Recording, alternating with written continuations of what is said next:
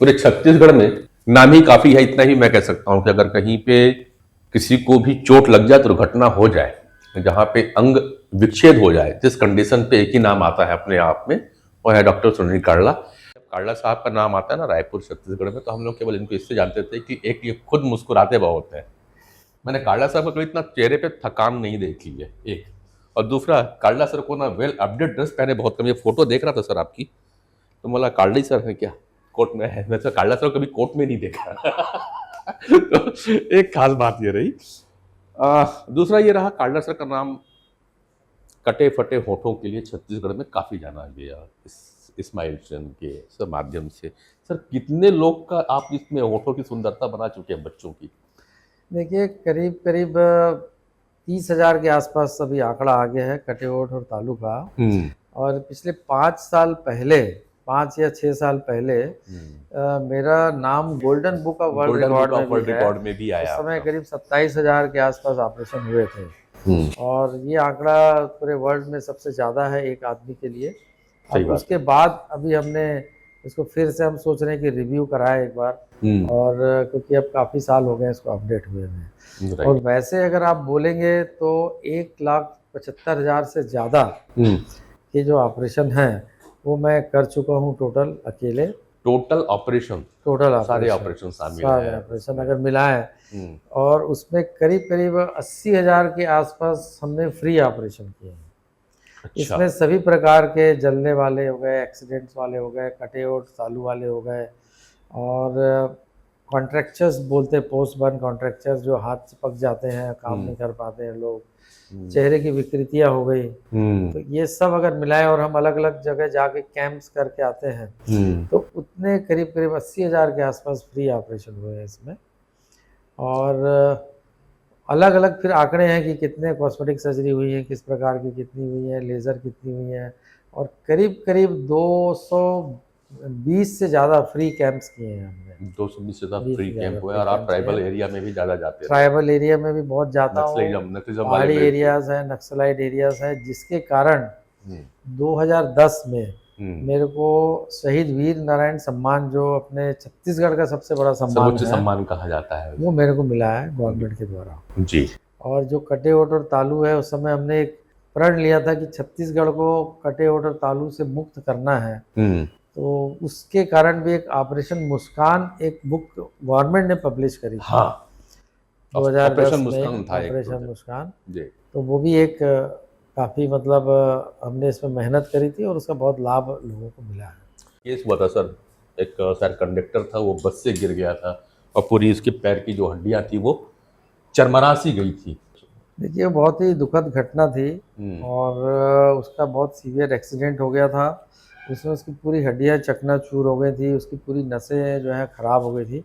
मतलब ऐसा था कि उसका पैर काटना है, वहाँ 3 हॉस्पिटल वालों ने बोल दिया था उसको। पैर कटने की नौबत आ गई? हाँ, कटना ही था। फिर वो लेके आए थे मेरे पास। हमने कहा हम इसमें कोशिश कर सकते हैं, इसमें कोई गारंटी नहीं दे सकते हैं। फिर हमने इसमें बहुत मेहनत करके उसकी खून की नसों को, तो लाने ले जाने वाली है, चलाने वाली नसें हैं, हड्डी हैं, बोन्स हैं, उस सब का हमने ऑपरेशन किया। और 2 से ढाई महीने वो रहा और उसका पैर बच के चल के गया वो यहाँ से। मुझे घटना और आती है कि पेशेंट आपके पास आया था, जो मैं यहाँ जिक्र कर रहा हूँ, जो ये कुछ मेरी लाइव देखी हुई चीज़ें हैं, उसको मैं पहले यहाँ बता दूँ, फिर बाद में तो बहुत सारी बातें होंगी। उसका हाथ कट गया था और उसको एक प्लास्टिक के थैले पे लाया गया था। देखिए, ऐसे घटना जो है ना, करीब करीब मैंने आज 5,000 से ज़्यादा लोगों के हाथ या उंगलियां या पैर हैं उनको जोड़े हैं, तो टोटल कट के अलग हो चुके हैं। और उनको वो पॉलीथीन में रख के, बर्फ़ में रख के लाते हैं। तो इसका मैं एक बातें बताना चाहूँगा कि जब मेरे को करीब 34 ईयर्स हो गए हैं प्रैक्टिस में रायपुर में। 34 वर्ष पूरे हो गए हैं। और बहुत, जब स्टार्ट किया था तो रायपुर बहुत छोटा सा गांव था जी, मध्य प्रदेश का एक हिस्सा था। और लोगों की उंगलियां कटती थी, तो वो जैसे हम पान बांधते हैं ना पेपर में जी, पान बांध के लोग देते हैं खाने को, वैसा उंगलियों को बांध के जेब में रख के लेके आते थे। कट गई है डॉक्टर साहब, अब ये है, इसको जोड़ना है। तो अब ये बता दूं कि जो कोई भी अंग अगर कटता है उसको हमको एक साफ पॉलीथीन में रख के और एक दूसरे पॉलीथीन में बर्फ में रख के उसको लाना पड़ता है। 2 पॉलीथीन रखनी पड़ती हाँ, है। और 6 से 8 घंटे के अंदर उसको लाना पड़ता है। हम्म, अगर उसको ठीक ढंग से नहीं लाएंगे तो वो उंगली या हाथ या जो भी अंग कट के अलग हुआ है उसको जोड़ा नहीं जा सकता या उसके रिजल्ट नहीं आते हैं। अच्छा डॉक्टर साहब, अगर ये बताओ जैसे कि पूरा हाथ कट गया, पूरी नसें कट जाती है, हड्डी कट जाती है और जोड़ दिया आपने, तो जी। क्या वो सामान्य जीवन और जो दिनचर्या है उसको कर पाता है?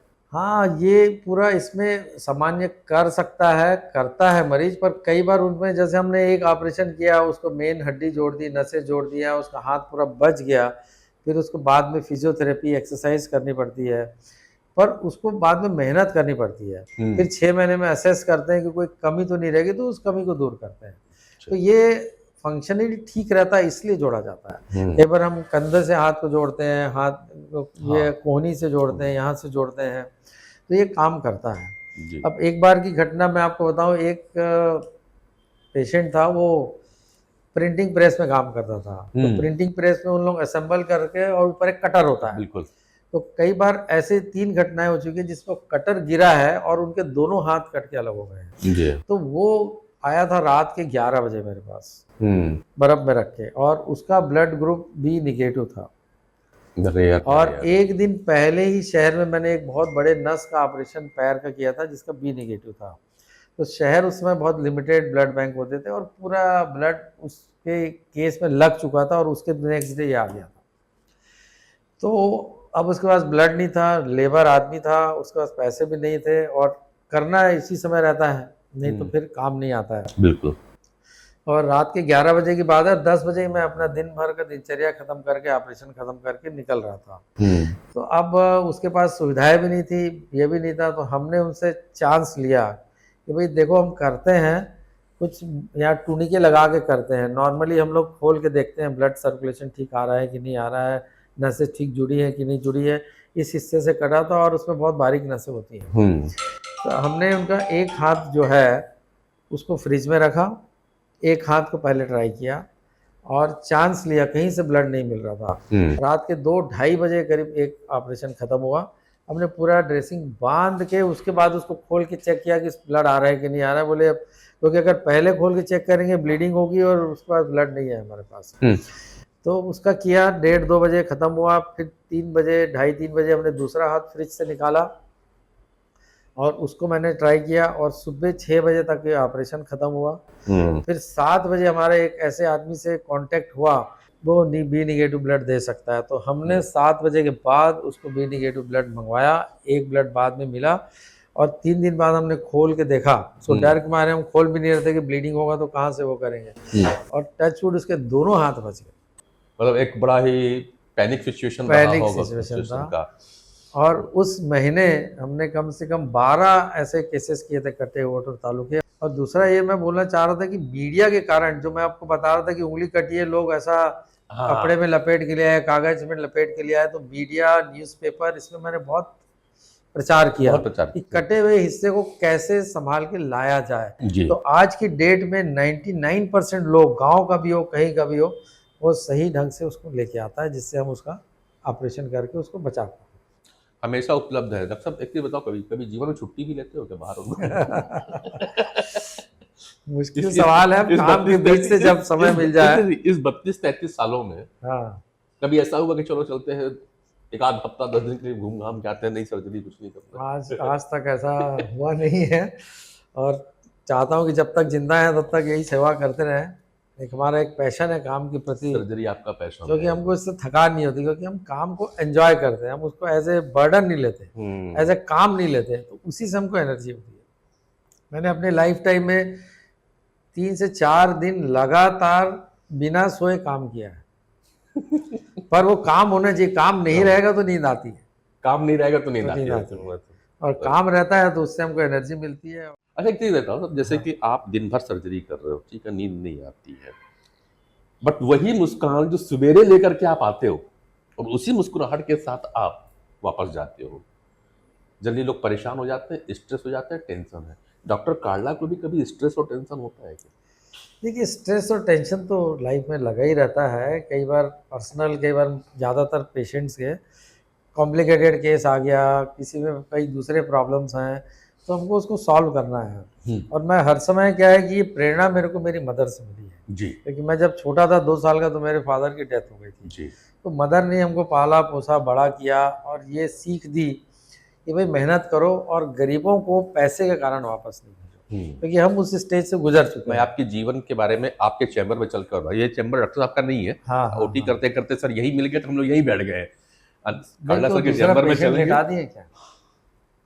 कार्ला सर के चैम्बर में चल के और भी बात करेंगे, इनके जीवन के कुछ पहलुओं को समझेंगे जो वाकई प्रेरणादायक है। अच्छा, कभी स्ट्रेस आ जाए, उसको रिलीज कैसे करते हैं आप लोग? कुछ प्रक्रिया अपनाते हो क्या? नहीं, ऐसे अपनाते नहीं है, बस उसी समय मन को देखो 2 चीज़ याद रखनी पड़ती है कि हमारे पास जब कभी कुछ नहीं था, जी तो हम भगवान से मांगते थे यार बहुत मरी जाए, हमको काम मिले, हमको यश मिले, ये मिले। जी। और जब आता है ना आदमी, तो या तो फिर चिड़चिड़ाने लगता है ओवरबर्डन के कारण, बिल्कुल। और या फिर क्या है कि घमंड करने लगता है। तो वो याद रखना है कि भैया ये तुम ही मांगे हो तो आ रहा है, ये भी समझो, तो फिर क्यों उससे ग्रज करना। बिल्कुल। ये एक जो मैं कई बार अपने आप को याद रखता हूँ और ये समझाता भी हूँ लोगों को कि भाई यही तो तुम चाहते थे, अब मिल रहा है तो क्यों फिर उसको आप कंप्लेन कर रहे हो। में इतना इमेजिनेशन किया हाँ, है कि भैया जब खाली थे आदमी यही सोचता मेरे को काम मिले, मेरे को पैसा मिले, मेरे को नाम मिले, और जब आता है तो फिर उल्टा रिपरकशन करता है वो, तो वो नहीं होना चाहिए। दोस्तों, बात करते करते अब हम पहुंचे हैं डॉक्टर सुनील कार्ला के वाकई चैम्बर में। तो जब पर्सनल में आया तो कुछ पर्सनल बातें भी डॉक्टर साहब होनी चाहिए। पहली चीज़, जहाँ तक मुझे जो जानकारी थी, जो पहले मिला था, आपके पिताजी बचपन में ही गुजर गए थे और काफ़ी गरीबी में। तो पहला चीज़ तो ये, डॉक्टर बनने का जिज्ञासा कब पैदा हो गई थी उसमें? देखिए, मैंने जब मैं बहुत छोटा था, स्कूल में पढ़ता था, समझ लो 7वीं 8वीं की बात होगी, तो मेरी मदर बहुत उस समय बीमार रहती थी। अच्छा।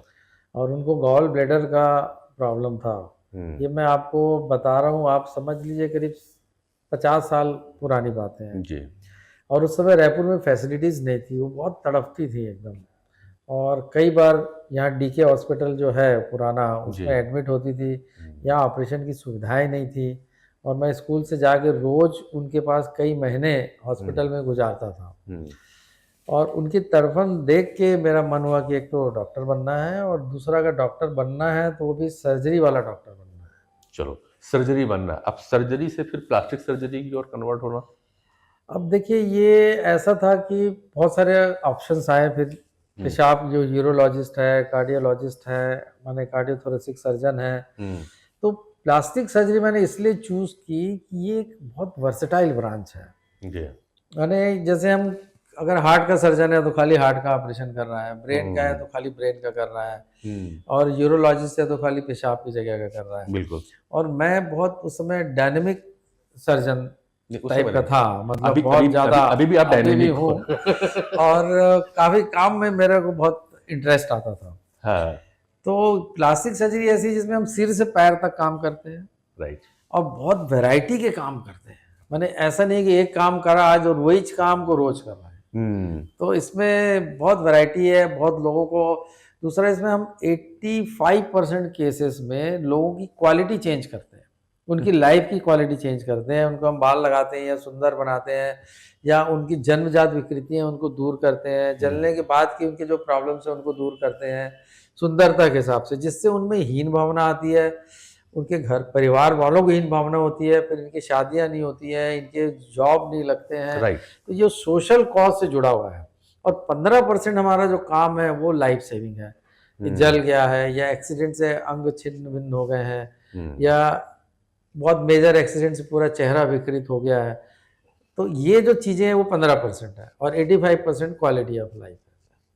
और मतलब कह दो कि जिंदगी जीना है पर सुंदरता के साथ, कॉन्फिडेंट के साथ। कॉन्फिडेंस भी। देखिए, जब मैं छोटा था या हमारी जब उम्र थी शादी की, तो उस समय लोग ऐसा था कि कैसा भी पैदा हुआ हो, ये भगवान की देन है, अब इसका दहेज दो, पैसा दो और इसकी शादी करो।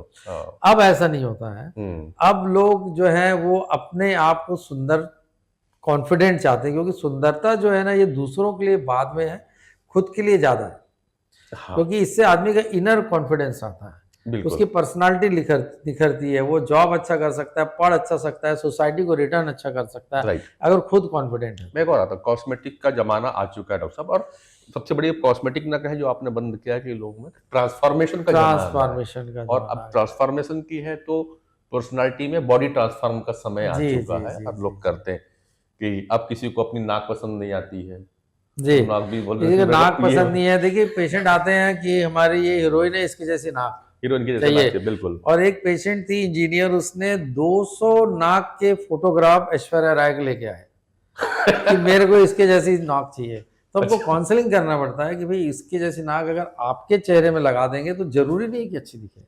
ये ओवरऑल फेस को देखना पड़ता है, ओवरऑल फेस का प्रोपोर्शन देखना पड़ता है कि उसके चेहरे के लिए क्या सूट करता है। एक अंदाजा लगता है कि वो कौन से हीरो हीरोइन के हिसाब से नाक चाहती है, ओठ चाहते हैं, डिम्पल चाहते हैं, गोरापन चाहते हैं, हेयर स्टाइल चाहते हैं, सिक्स पैक चाहते हैं, जीरो फिगर चाहते हैं, ये सब चीजें होती है।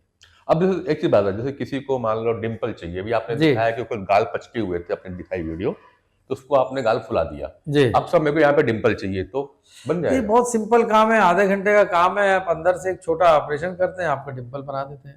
अच्छा। पर इस डिम्पल में फिर बहुत सारी कहानियां हैं कि आपको दोनों तरफ चाहिए कि एक तरफ चाहिए। फिर आपको डिम्पल बिना मुस्कुराए चाहिए कि मुस्कुराने में चाहिए। फिर डिम्पल खड़ा वाला चाहिए कि आड़ा वाला चाहिए, कि कौन से टाइप का चलो, चाहिए, कौन सी अब जगह में अब चाहिए। मेरे को बॉडी चाहिए तो हम लोग देखते हैं हमारे जमाने में आमिर खान, सलमान खान लोग आ गए थे, और जी। सर अभी वो 55-56 साल की उम्र में 6 पैक बना रखे हैं। सर मुझसे तो होता नहीं, अब मुझे 6 पैक बनाना है तो कैसे करूं? देखिए, अब सिक्स पैक्स बनाना एक रास्ता है कि आप बहुत मेहनत करें, सर डाइट और एक्सरसाइज, वो हो नहीं जो सकता। कई बार होता नहीं है। तो हमारे पास वेजर लाइपोसक्शन एक मशीन है, उससे हम सिक्स पैक्स बना देते हैं, उससे हम जीरो फिगर बना देते हैं। फिर कई बार फैट को एक जगह से जहां ज्यादा है वहां से निकाल के जहां कम है वहां डाल देते हैं। कई बार लोगों को कमर से फैट निकाल के बटक्स का जो बैक वाला पोर्शन है उसमें फैट डलवाते हैं। अच्छा। या अगर ब्रेस्ट जो कम है, स्मॉल साइज है, तो उसमें डलवाते हैं। या कई बार हम ये बाइसेप्स मसल्स हैं, चेस्ट है, काफ मसल्स है, इसमें भी फैट डाल के शेप अप। मतलब अगर कुल मिला के अगर मैं कहूँ कि कल्पना जब 18-19 साल का लड़का होता तो कल्पना आती है, जी तो हम लोग करते थे कि गर्दन वहीदा रहमान की हो, जी आंखें जी रहमान जी की जी। हो, तो आज ये सब चीजें संभव कमर जो है, है शिल्पा शेट्टी की और हो। ये जो कॉस्मेटिक सर्जरी के द्वारा ये सब चीजें संभव है। हाँ। ऑफ कोर्स हमको ये असेस करना पड़ता है कि किसके लिए क्या सुटेबल है। राइट। उसकी कोई डिमांड ऐसी तो नहीं है जो गलत है। कई बार लोग चेहरा चेंज कराने के लिए आते हैं, तो वो भी हमको असेस करना पड़ता है। तो फिर हम उसका चेहरा है, नाक है, चिन का शेप है, गालों का है, और पूरे फेस प्रोफाइल को हम चेंज करते हैं बॉडी के साथ अच्छा साथ। सर, एक और देखा कई लोग के जैसे पैदा होते हैं तो ये ठुड्डी पूरी तिरछी रहती तेरी है, होती है। उनका कोई इलाज? हाँ, ये बहुत सालों से कर रहा हूँ, और अपने छत्तीसगढ़ में ऐसे बहुत केसेस हैं, क्योंकि यहाँ का जो जॉइंट होता है, इसको टीएम जॉइंट बोलते हैं, इसके कारण यहाँ जॉ की ग्रोथ होती है। तो कई बार बाई बर्थ है, या कान के इन्फेक्शन से है, या चोट के कारण ग्रोथ प्रॉपर नहीं होने से मुंह टेढ़े हो जाते हैं, दांतों में शेप में खराबी आ जाती है। तो इसको हम cosmetic surgery, plastic reconstructive surgery के द्वारा ठीक करते हैं, जैसे कि आपने इसमें देखा है। अब एक और थी सर कि आज के डेट में महिलाओं में बड़ा कॉमन है ब्रेस्ट कैंसर होना, और कई बार जी। ऐसी कंडीशन आती है जिसमें ब्रेस्ट को रिमूव करना पड़ता है। जी जी जी। तो अगर ब्रेस्ट रिमूव हो जाए तो वैसे भी उस फीमेल का जो कॉन्फिडेंस है वो डाउन होने कम लगता है, हो वो जाता है। awkward से जो करती है। तो क्या इसको भी हम लोग कुछ कर ये सकते हैं? हम रिकंस्ट्रक्शन करते हैं, माने प्लास्टिक का एक रिकंस्ट्रक्टिव सर्जरी एक पार्ट होता है। अच्छा। इसमें जैसे एक्सीडेंट के बाद, या जलने के बाद, या कैंसर के बाद, कई बार जबड़े का कैंसर है, पूरा का पूरा जबड़ा निकालते हैं, ब्रेस्ट कैंसर है, या हाथ और पैर काटते हैं, तो इनको हम रिकंस्ट्रक्ट करके फिर से बना देते हैं। तो या तो हम वहीं से मांस लेके बनाते हैं, कई बार इम्प्लांट और मांस लेके बनाते हैं, तो रिकंस्ट्रक्ट करते हैं।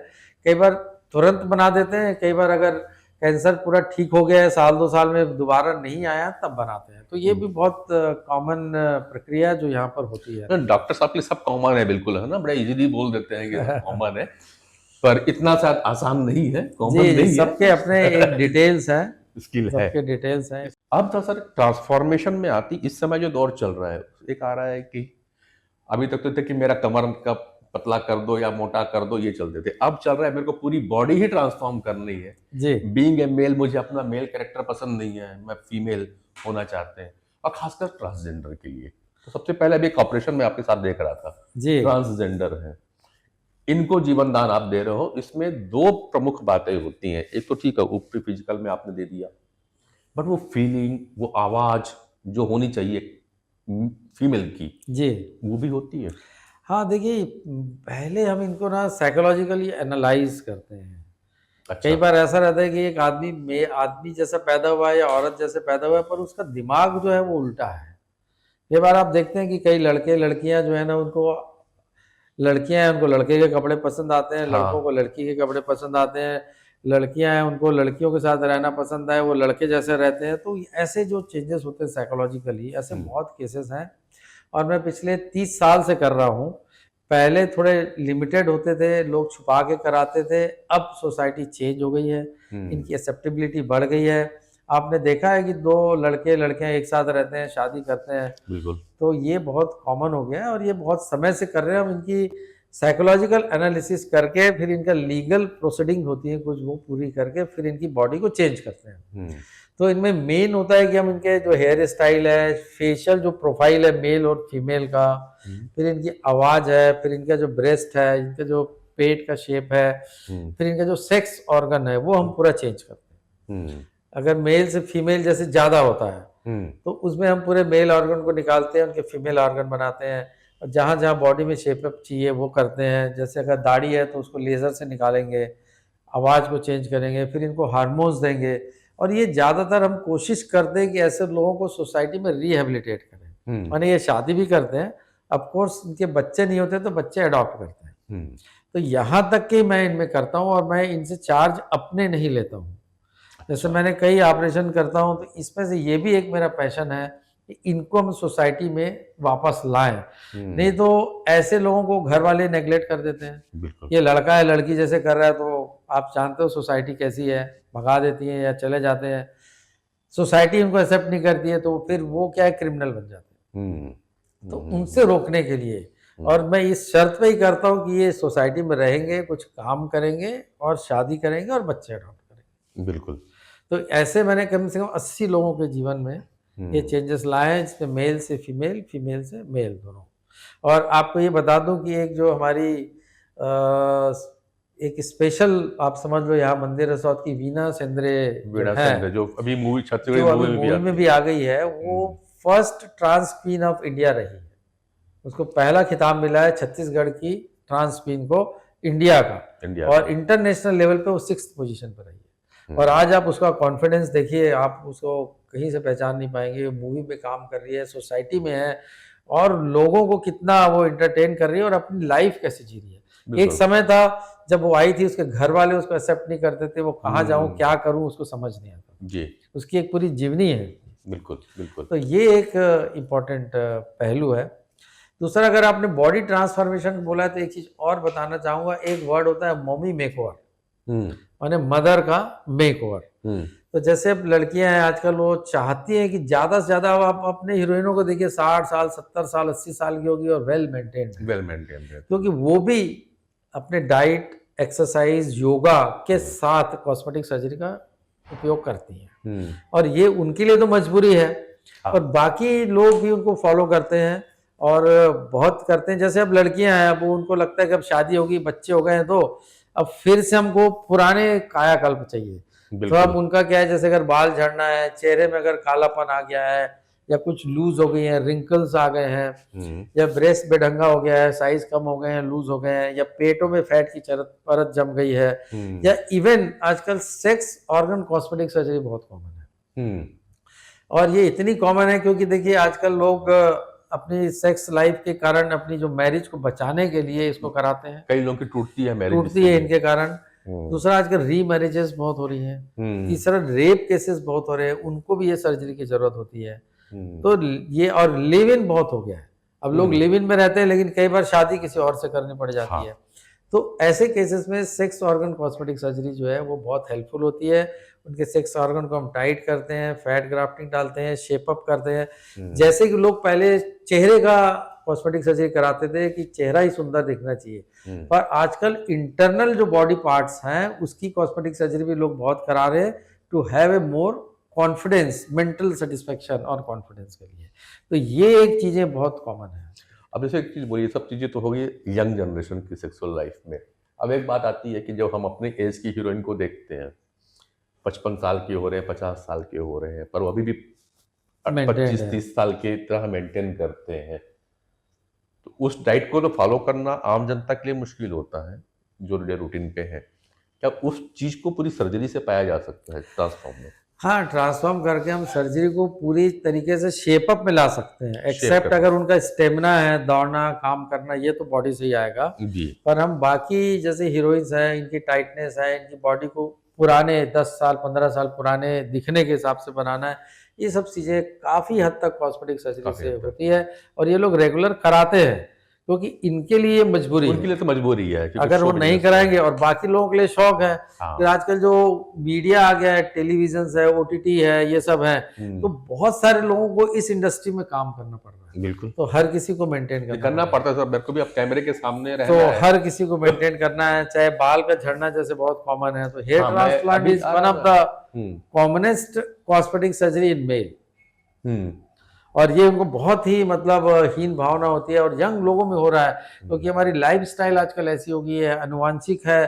फिर लाइफस्टाइल, रहना, खाना पीना, सोना, अब जैसे टेंशन, आप ये कह रहे थे, इसके कारण हाँ। बाल जल्दी झड़ने लग ये तो जाते हैं, खैर एजिंग आ जाती है। लाइफ स्टाइल की वजह से हो रही है, बाल की बात आती है। हाँ तो जब बाल को अब मेरा किसी व्यक्ति का पूरा ही बाल्ड हो गया है अगर जी वो, जी तो जी। क्या उसमें भी आप इसको लगाते हैं? हाँ देखो, नॉर्मली क्या होता है कि अगर आप गंजे लोगों को देखेंगे तो उनका सामने का हिस्सा, बीच का हिस्सा ये ज्यादा जाता है, हाँ, पीछे के बाल ज्यादा रहते ये हैं। पीछे बाल रहते हैं। तो ये पीछे के बाल जो होती है, इनमें अनुवांशिकता काम नहीं आती है, तो इस बालों को लेके हम सामने रोपा करते हैं। जैसे रोपा लगाते खेती में रोपा होता है, वैसे बालों का रोपा होता है। हाँ। और ये रोपा करते हैं, ये बाल फिर ये ओरिजिनल होते हैं, ये उगते हैं, ये बढ़ते हैं, इनको कटिंग करा सकते हो, इनको शैम्पू कर सकते हो, इनको मुंडन करा सकते हो। अब कई बार ऐसा होता है कि बाल ज्यादा, सिर ज्यादा गंजा है और बाल कम है, डोनर एरिया बोलते हैं, तो आजकल हम लोग दाढ़ी के जो बाल हैं, चेस्ट के बाल हैं, एक्जिला के बाल हैं, इवन प्यूबिक हेयर्स के बाल हैं, इनको भी ट्रांसप्लांट करते हैं सिर। अच्छा हाँ, तो अच्छा, ये जो है उन्हीं के लेते होंगे, दूसरे उन्हीं के लेते हैं, उन्हीं के दूसरे लेते के हैं, बाल दूसरे के काम नहीं नहीं आते, आते उन्हीं के हैं। लेते हैं। वाइसे वर्षा भी है, अगर किसी की दाढ़ी अच्छी नहीं है, कम है, तो यहाँ से बाल है तो यहाँ लगा के, दाढ़ी, मूछ है, आईब्रो है, आई लैशेस है, ये भी बनाते हैं। मतलब जैसे कि किसी को दाढ़ी कम आती है, कम आती है कई और उसको लोगों शौक को दाढ़ी रखने का, शौक तो दाढ़ी वो यहाँ रखना भी है, प्लान तो कर हम यहाँ से यहाँ ट्रांसप्लांट कर देते हैं। आईब्रो किसी की अगर उड़ गई है कोई बीमारी में, एक्सीडेंट में, तो यहाँ से बाल लेके लगा देते हैं। आई लैशेस बनाते के लिए। हैं, मूछों में मूछ बनाते हैं, तो ये वाइसे वर्षा होता है। हम्म, और उनको वैसे ही फायदा आप मिलता है। देखेंगे कि आजकल जो है ना, ये डे केयर सर्जरी, ऑफिस अवर सर्जरी बोलते हैं, जैसे छोटे दाग हो गए, कालापन हो गया, सफेद दाग हो गए, या झुर्री हो गई, तो ये बोटॉक्स है, फिलर्स हैं, इसके इंजेक्शंस आते हैं तो झुर्रियों को दूर करते हैं।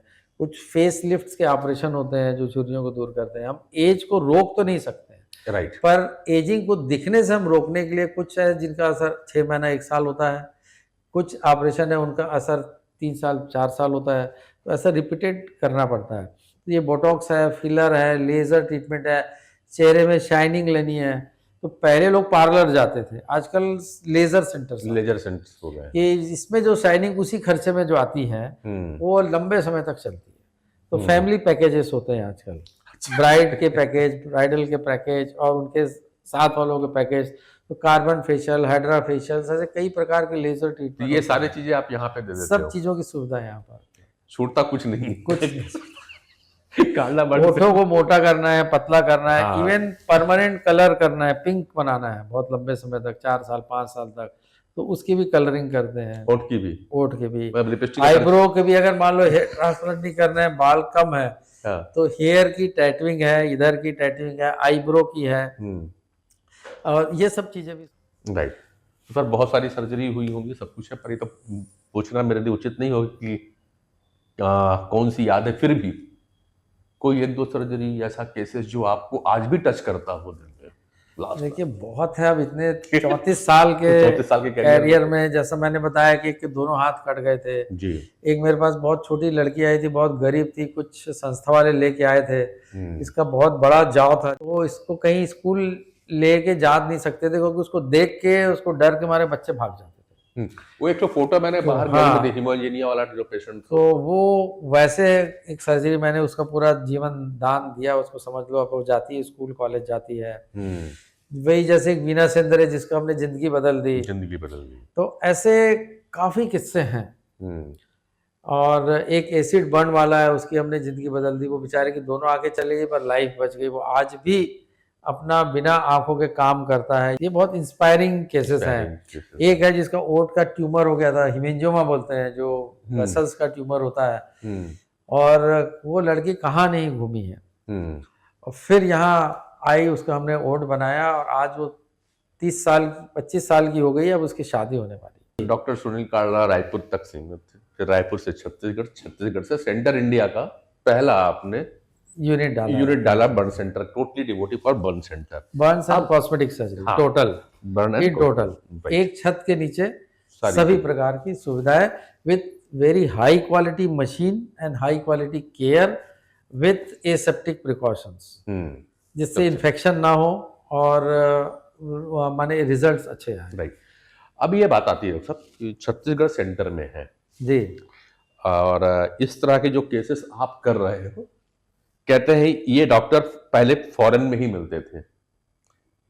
प्लास्टिक सर्जरी कराने लोग बाहर जाना, हेयर ट्रांसप्लांट करने के लिए बाहर जाते थे, आप ट्रांसफॉर्म कर रहे हैं बॉडी की, उसके लिए बाहर। तो अब क्या डॉक्टर सुनील काल्रा बाहर से भी लोगों को यहाँ ला रहे हैं?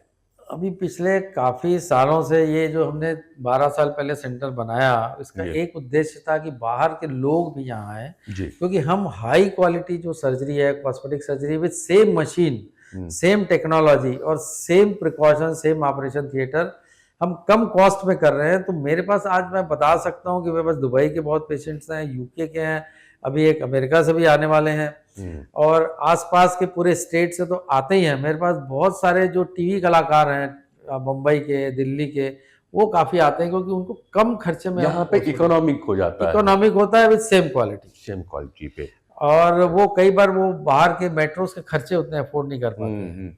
और आसपास के जो एमपी है और उड़ीसा है, ये बॉर्डर्स के तो आते ही हैं। राइट। पूरे इंटरव्यू और अस्पताल घूमते घूमते इतना समय हो गया कि दूसरी चाय पीनी पड़ रही है डॉक्टर साहब के साथ में। और इसी बीच ये भी चर्चा हुई कि मेरे को लगता है हमने 2010 में आपके साथ एक इंटरव्यू, पहला इंटरव्यू मैंने किया था शायद, जहाँ पे आती है जब आपकी एक नई मैगजीन आई थी। हाँ, फिर मैगजीन पहले दैनिक जननी में लिया था, उसके बाद फिर जनमन दर्शन नाम की जो हमारी मैगजीन आई थी हमने उसमें लिया था। और आज काफी अंतराल के बाद में फिर क्या बोला, जब इंटरव्यू तो नहीं हुआ, पूरा घूमना ही हो गया आपके साथ में आज दिन भर। तो सर के साथ काफी पूरे 3 मंजिला के अस्पताल घूम डाले आज हमने और बाकी बातें बताया कि डॉक्टर साहब का हमारे और पेपर और मैगजीन के अलावा उस समय की काफी चर्चित मैगजीन रही है तहलका, उसका आप कवर पेज पे थे, पूरे 4-5-6 पेज की पूरी कवरेज किया था। उन्होंने एक एक्चुअली सर्वे किया, सर्वे थी उस समय की इंडिया में कि मिडिल क्लास जो सिटीज हैं उसमें कॉस्मेटिक सर्जरी का क्या स्कोप है। राइट। तो उस सर्वे में उन्होंने पाया था कि रायपुर छत्तीसगढ़ में बहुत ज़्यादा काम हो रहा है, जबकि लोगों को पता नहीं था उस समय। तो ये उस सर्वे की रिपोर्ट थी और उन्होंने अपने 5 पेज के आर्टिकल में 95% मेरे को कवर किया, मेरे पेशेंट्स को दिखाया, मेरे 50 पेशेंट का इंटरव्यू लिया उन्होंने, किसी पेशेंट के घर भी जाके इंटरव्यू लिया। मैंने वो 5 दिन वो रायपुर में रहे थे। राइट। और फोर्ब्स मैगजीन जो रेप्रोड्यूसर, उसमें भी 2 बार मेरा फीचर हो चुका है कि जो मैंने इतने सारे ऑपरेशन किए, जो अवार्ड मिले और वीना सेंद्रे को चेंज किया और इतने सारे जो कैंप्स किए, तो उनसे इंस्पायर होकर उन्होंने 2 बार मेरा एक इंटरव्यू अपने इसमें दिया है। और एक बहुत अच्छे पत्रकार है राजकुमार सोनी जी, उनकी किताब थी और अच्छा है डॉक्टर साहब, बिना शीर्षक और एक ये किताब है, 3 किताबें हैं उसमें उन्होंने एक में मेरी जीवनी के बारे में दिया है। बस्तर को थोड़ा सा और समझना है और जानना है, बक्सर के नक्सलिज्म को जानना है, तो मैं कहूँगा कि राजकुमार सोनी की कुछ किताबें आई हैं, वरिष्ठ पत्रकार हैं, उसको जरूर पढ़िए। उसी में एक किताब इनकी थी जिसको मैंने भी पढ़ा था, भेड़िए और जंगल की बेटियां। इसमें डॉक्टर साहब का भी के बारे में भी उन्होंने यहाँ पे जिक्र किया हुआ है, जिंदगी ना मिलेगी दोबारा, जिसमें उन्होंने जो ट्रांसजेंडर को मैं जो चेंज करता हूँ उसके बारे में लिखा है जी। और एक किताब है बिना शीर्षक, उसमें उन्होंने कैसे यहाँ 25 लोगों की जीवनी लिखी है छत्तीसगढ़ के, उसमें से एक उन्होंने मेरी भी लिखी है, बिल्कुल, कि कैसा स्ट्रगल करके मैं आगे बढ़ा हूँ। डॉक्टर काढ़ा जी को ऐसी शायद कोई जगह नहीं है जहाँ पे ना हो। और काढ़ा साहब का जहाँ तक बात है तो प्लास्टिक सर्जरी में हालांकि अब बहुत सारे लोग देख करके आपको फॉलो कर चुके हैं, फिर भी कहते हैं ना क्रिकेट में परफेक्शनिस्ट चाहिए तो द्रविड़ का नाम आता है, और इंडस्ट्री में आज भी आमिर खान का नाम है परफेक्शनिस्ट में। तो प्लास्टिक सर्जरी का जो परफेक्शनिस्ट है अगर कहा गया तो वो डॉक्टर सुनील काढ़ा जी का नाम है। और सुनील काढ़ा जी का ये है कि इनको लोग ना हम लोग कहते हैं क्या कुछ नशेड़ी हो जाते हैं, एल्कोहलिक होते हैं। तो डॉक्टर साहब को एक नशा है, वो है सर्जरी करने का, काम करने का नशा है। बस जो मिले करना जरूर है। बहुत सारे प्रयोग कर डाले हैं डॉक्टर सुनील काढ़ा साहब ने, और निरंतर प्रयोग जारी है। तो मैं इन्हें केवल एक सर्जन को भी कह सकता हूँ। मेरे ख्याल से सर जितनी बातें मैं अभी तक समझा तो सर्जरी की कोई विभाग आपसे छूटा नहीं है, कोई केस नहीं छूटा है। नहीं छूटा है। और ये खास बात है कि छत्तीसगढ़ के आसपास के लोग तो हैं ही हैं। जब दिल्ली और मुंबई के लोग यहाँ पे आते हैं, जब दुबई और यूएसए के लोग आते हैं, तो हमें भी अपने छत्तीसगढ़ी होने का फक्र महसूस होता है और गर्व महसूस होता है कि हमारे यहाँ डॉक्टर सुनील काढ़ा जैसे व्यक्ति मौजूद हैं, और मैं आज इनके साथ इतना देर समय गुजार पा रहा हूँ। ये मेरा सौभाग्य हो जाता है साहब।